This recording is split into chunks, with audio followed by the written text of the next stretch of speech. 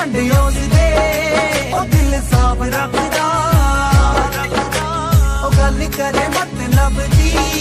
ना उत्ते शौक रखदा ना गैरा उत्ते अख उसदी